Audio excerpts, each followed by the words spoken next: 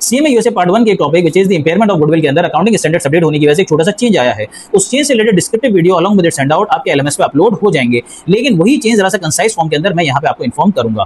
देखिए, अगर हमें अपने एक एक्वायर्ड बिजनेस यूनिट जिसकी गुडविल हमने ऑलरेडी रिकॉर्ड की हुई है उसकी गुडविल की इंपेयरमेंट चेक करनी होती है, तो पहले हम क्या करते थे, पहले हम उस एक्वायर्ड बिजनेस यूनिट की current fair market value calculate करते थे, जो कि अज्यूम करते हैं कि $850 है, और उसको कंपेयर करते थे उसी बिजनेस यूनिट की कैरिंग अमाउंट से, जो कि अगेन अज्यूम करते हैं कि $1000 है, लेकिन उसमें से $200 की वैल्यू गुडविल की रिकॉर्ड हुई हुई है। अब अगर तो उस बिजनेस यूनिट की करंट फेयर मार्केट वैल्यू उसकी कैरिंग अमाउंट के बराबर या उससे ज्यादा है, इसका मतलब गुडविल के अंदर कोई भी इंपेयरमेंट नहीं आई। लेकिन अगर current fair market value carrying amount से कम है, जैसा कि इस केस के अंदर है जो कि हमने अज्यूम किया है, तो इसका मतलब चांसेस हैं कि शायद गुडविल इंपेयर हो गई है। अब ये वेरीफाई कैसे होगा, तो हम सेकंड स्टेप पे जाते थे।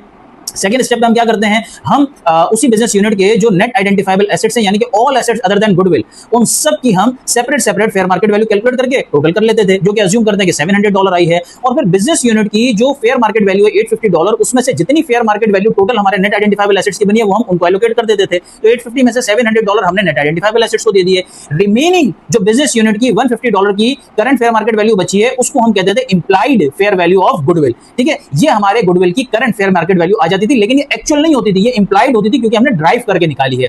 और अल्टीमेटली ये जो गुडविल की करंट फेयर मार्केट वैल्यू या इंप्लाइड फेयर मार्केट वैल्यू आई है, उसको गुडविल की कैरिंग अमाउंट से कंपेयर करते थे। अगर तो कैरिंग अमाउंट के बराबर या उससे ज्यादा है, इसका मतलब अगेन गुडविल के अंदर इंपेयरमेंट नहीं आई। लेकिन इस केस की तरह जो हमने अज्यूम किया है, जहां पे गुडविल की कैरिंग अमाउंट $200 है और उसकी जो इंप्लाइड फेयर वैल्यू आई है वो $150 है, यानी कि implied fair value carrying amount से कम है। तो इसका मतलब दो चीजें, नंबर 1, गुडविल की वैल्यू के अंदर डिक्लाइन आ गया है, यानी कि गुडविल की वैल्यू क्या हो गई है, इंपेयर हो गई है। और नंबर 2, जितनी अमाउंट का दोनों में डिफरेंस है या जितनी अमाउंट से implied fair value carrying amount से कम है, वो पूरी की पूरी अमाउंट क्या है, गुडविल का इंपेयरमेंट लॉस है, यानी कि $50 से हम गुडविल का इंपेयरमेंट लॉस बुक कर लेते थे।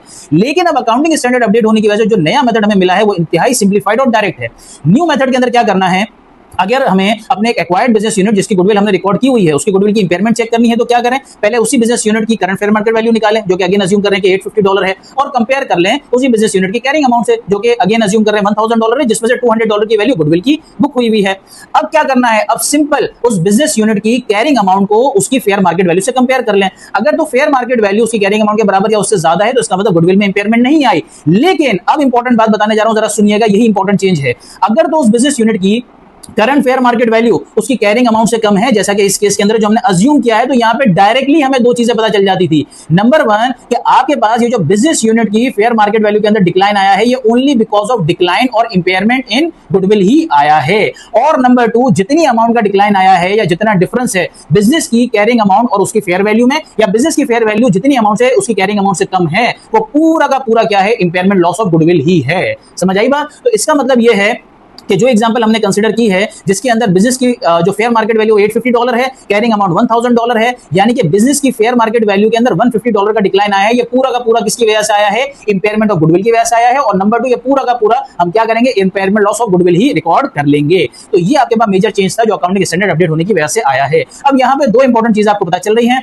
नंबर 1 ये है कि आपका जो पुराना मेथड और जो न्यू मेथड है उसके अंदर काफी मेजर डिफरेंस है, और बल्कि न्यू मेथड आपके पास इंतहाई सिंप्लीफाइड और डायरेक्ट है। न्यू मेथड के अंदर ना आपको नेट आइडेंटिफाइबल एसेट्स की फेयर मार्केट वैल्यू कैलकुलेट करनी है, ना उसकी बेसिस पे implied fair value of goodwill calculate करनी है, और ना उसको दोबारा कंपेयर करना उसकी कैरिंग अमाउंट से। सिंपल आपको क्या करना है कि बिजनेस यूनिट जिसकी गुडविल की आपने इंपेयरमेंट चेक करनी है, उसकी कैरिंग अमाउंट निकालें, तो आपके पास ऑलरेडी होगी, और उसको कंपेयर कर लें उसको करंट फेयर मार्केट वैल्यू से। अगर तो current fair market value carrying amount से कम है, तो जो डिक्लाइन आया है वो पूरा का पूरा इंपेयरमेंट ऑफ गुडविल की वजह से आया है, और जितनी अमाउंट का डिक्लाइन है उससे आप impairment loss of goodwill record कर लेंगे।